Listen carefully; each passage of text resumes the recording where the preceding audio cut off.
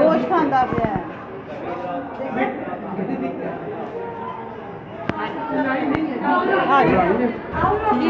photo में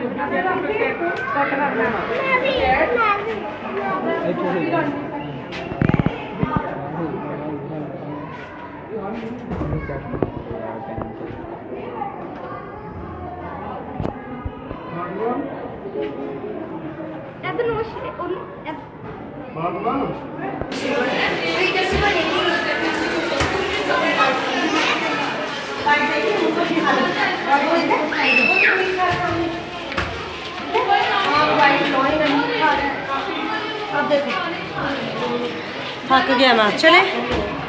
अभी जो ये छोड़ दे